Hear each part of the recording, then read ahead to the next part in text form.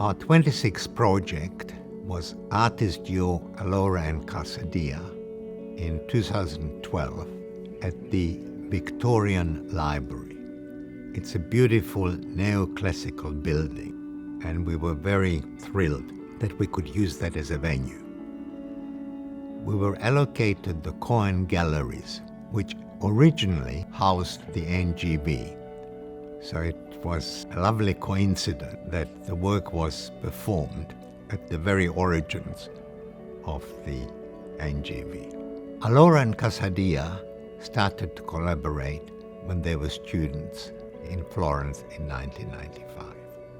We have worked with a number of artist duos, notably Gilbert and George, and it's really always puzzled me how they work together.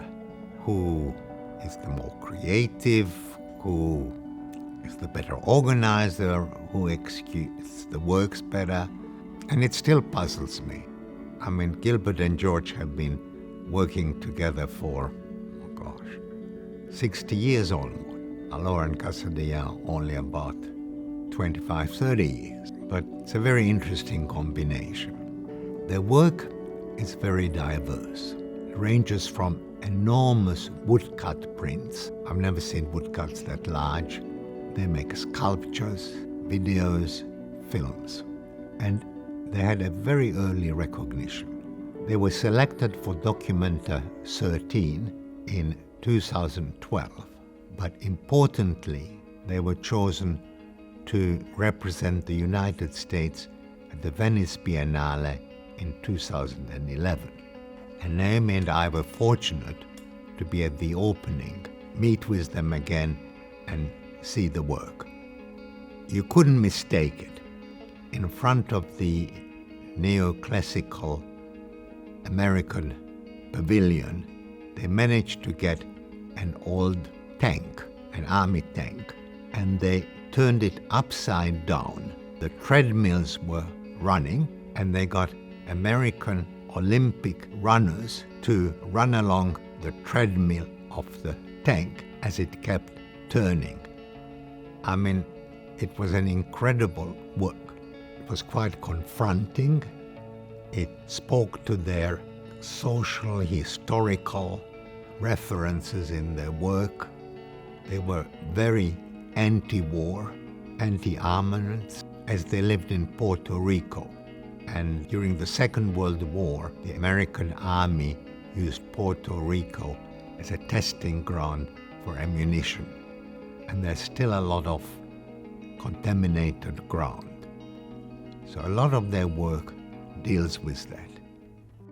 The work presented in Melbourne was one of their most popular ones, shown at MoMA in New York and several other museums.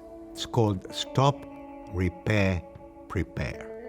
And they took a Bechstein piano, cut a hole right through the middle, big enough for a pianist to crawl through from the bottom, lean backwards over the keyboards, and play Ode to Joy from Beethoven's Ninth Symphony.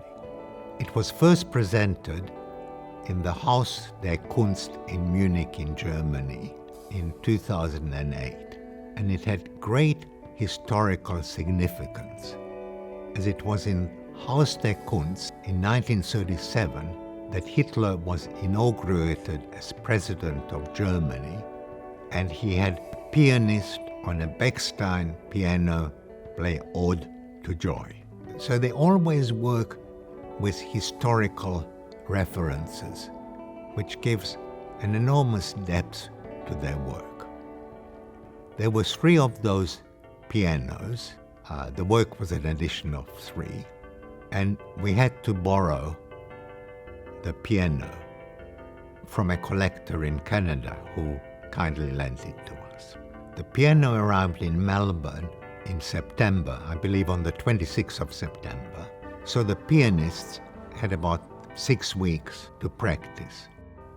And even for classical pianists, they had to relearn how to play the other way around. We originally selected 10 pianists, a couple of them students from the Victorian College of Arts, the others already had professional careers.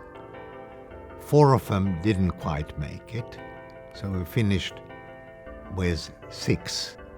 Allora and Calzadilla arrived about a week before the opening, and they worked with the pianists, but importantly, they choreographed a path for the pianists to push the piano around as they were playing. So they not only had to crawl through the hall, learn to play backwards, but at the same time be athletic enough to push a heavy piano around a large room.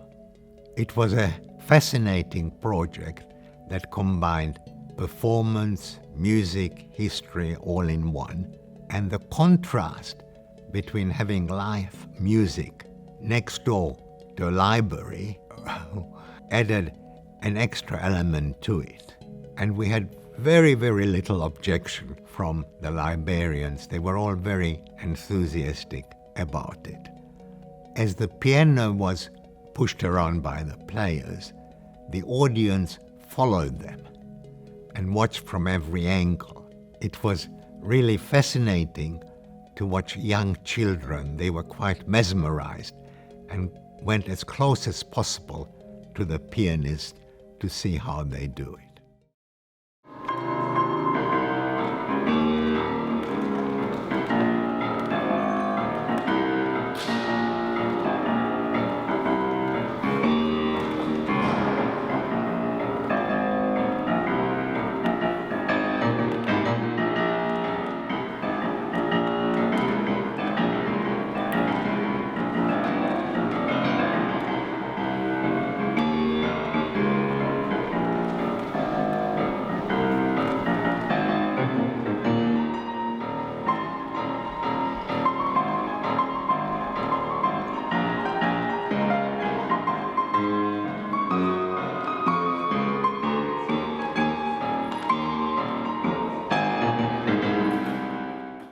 Each performance lasted 25 minutes, and the 6 pianists alternated during the day.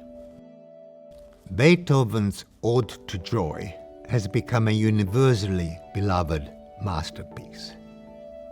The Nazis loved it in the 30s, and today it's the national anthem of the European Union. What a contrast.